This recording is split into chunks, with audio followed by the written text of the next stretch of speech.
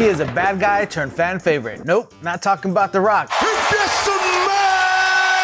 On this episode, we're reviewing Mezco's Green Ranger. We're also gonna be looking at the Super 7 Ultimate Dragon Zords. Now there is one huge issue with this Mezco Green Ranger. To find out what that is, stick around as we play this intro.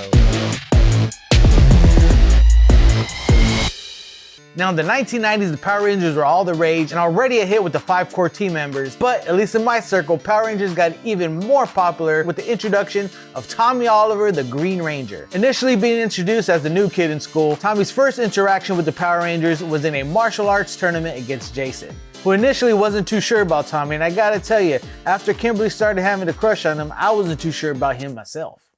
But the original big bad of the Mighty Morphin Power Rangers, Rita Repulsa, saw the potential in Tommy and scooped him up, put him under a spell to use him as her ultimate warrior, making him the Green Ranger, utilizing a power coin that she had in her possession. We'll touch a little bit more on that backstory later on, but first let's take a look at this box. Now unfortunately, you don't get any images of the actual figure on this box, you just get a render of the Green Ranger in this pose here. Side of the box, you get an image of the dragon coin. Back of the box, you get that same image that was up front. Top of the box, you get the logo. Bottom of the box, yada, yada, yada. Let's go ahead and do what we do every single time on this channel and say those 2 magic words.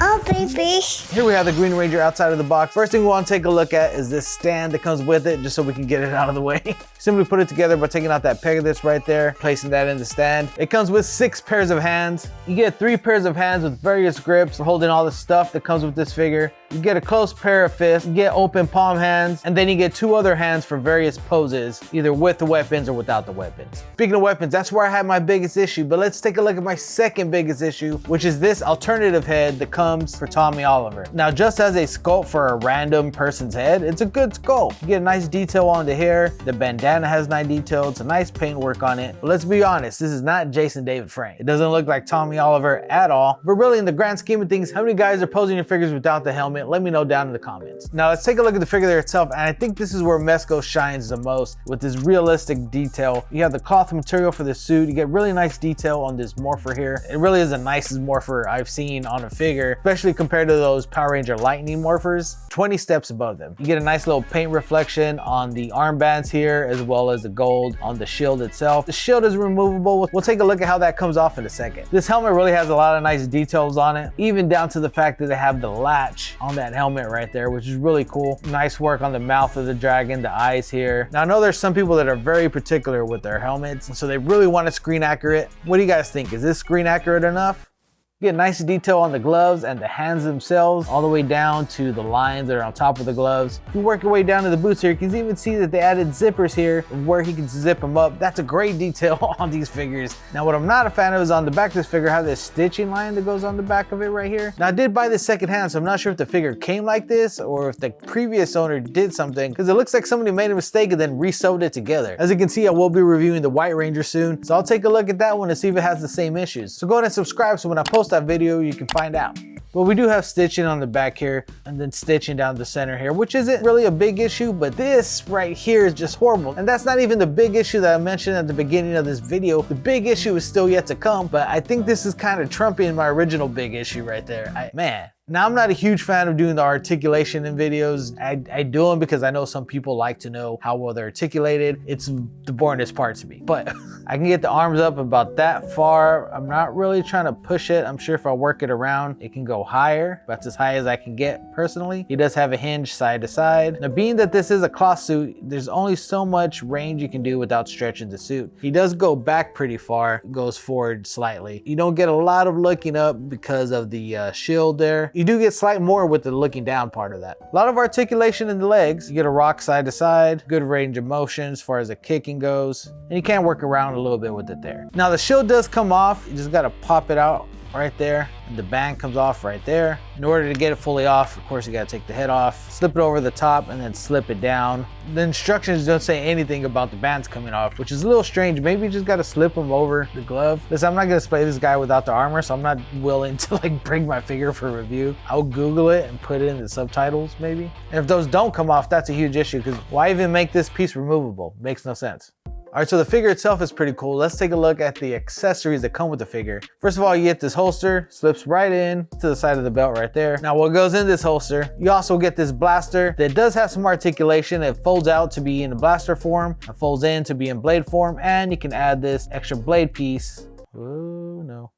That you gotta be careful with. I almost bent it and broke that. Be careful with your figures, you guys, be gentle. We also get the dragon dagger, which is probably everybody's favorite piece and accessory in this thing, and also my biggest pet peeve with this figure. Here's the thing, you guys, the top of this comes with little buttons for the dagger, and the biggest known issue is that these little guys are known for falling off. Mine, since I did get it secondhand, already had 2 of the pieces missing on there, which means I got it at a better price. Still, that's a big issue. This is like the most valuable piece to people who want this figure. Like, there is no Green Ranger without a dragon saber. I don't know if they could have molded it in there for detail, but at least give everybody a second one just in case it does break, if it's a known issue. I don't get it. I really hate it. I'm not a fan of it, but we'll move on to the rest of the stuff. Don't drop out of this video either just because I already told you what's wrong with it. Be a person of integrity. Keep watching and hit that subscribe button. We also get this mega heater, which was used in an episode against the turbine monster, something with the T, some type of monster. Billy invented this mega heater because Zordon told the Rangers that in order to defeat the figure, they would have to heat him up from the inside, and then somebody would have to blast him with water from the outside. I really don't understand it all that much. All I know is that Tommy used this inside the figure to heat him up and defeat him. And so we got it. So that's cool. Something that was used in one episode. Nice. You also get these little blasts or heat rays that go in front of the mega heater, and you can use them in various stages of blasting. And maybe this one goes inside the power blaster too. Let's check that out. Yep, goes right inside the mega blaster too. So these little blasts are interchangeable. But what we do get for the dragon dagger is a few effects. We get these 2 green lightning effects, and we get this larger green blast effect that's right here. These effects easily slip over the dragon dagger, even though this one's weird. This one's like a fin, and it looks more like a paddle. Maybe Tommy and Kimberly having a good night out.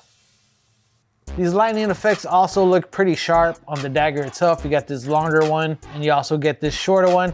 And if you like, you can actually combine the 2 to get an even more powerful effect from that dragon dagger. There's 2 other weapons that come with this figure. First off, we have a Sword of Darkness, a weapon that Rita made Tommy earn by battling putties. I don't know why she wouldn't just give it to him. Like, it's in her effect to like let him use it against the Rangers. It's a cool sword. So if you want evil Green Ranger, you definitely got to pose it with this Sword of Darkness. The detail on this is pretty good. You get these cool tassels that hang down here. This is a bendy wire, so you can kind of move the tassel around as needed. We also get the Sword of Power, which I don't remember what that was all about. So if you guys know, let me know in the comments. So that's the bulk of the Mezco Green Ranger. Pretty good figure so far, but don't forget, we also want to take a look at the Super 7 Ultimates Dragon Zord, see what these 2 figures look like, which we're gonna do in 3, 2, 1.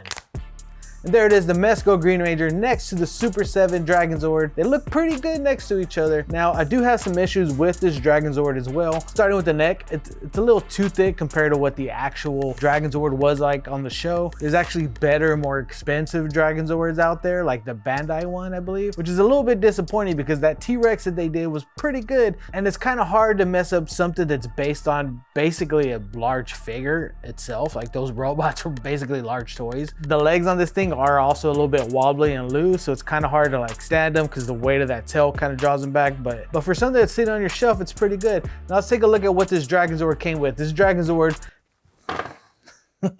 I spoke too soon. All right, let's take a look at what this Dragon Zord came with. The Dragon Zord came with 4 pairs of hands. These straight hands which have missiles ready to be launched, these closed fists, and then these open palms with the missiles launching that are attached to it. And then the actual hands on the figure itself, holes without missiles on it. Now I'm not sure if I prefer it this way to where the missiles are actually molded into the hand, or if I would have liked some accessory pegs in there. I guess this helps from losing little things like that. It probably helps with the stability from them to stay up. But the annoying part with like posing and stuff, I'm about to switch out hands every single time. It's a give and take, I guess. It also comes with this dragon coin, which has some hefty weight to it. Like, this isn't light. Like, if these were pogs, this would be a slammer. Case in point. All right, I don't know if you guys noticed when I made that pog joke and I slammed it down, the thing slipped out of my hand and I accidentally hit another one of the accessories that comes with this figure, which is like a little green figure meant to represent the Green Ranger that sits on top of the Dragon Zord. So what's probably gonna end up happening is I'll show you guys what that looks like in the B-roll. Kind of underwhelming, huh?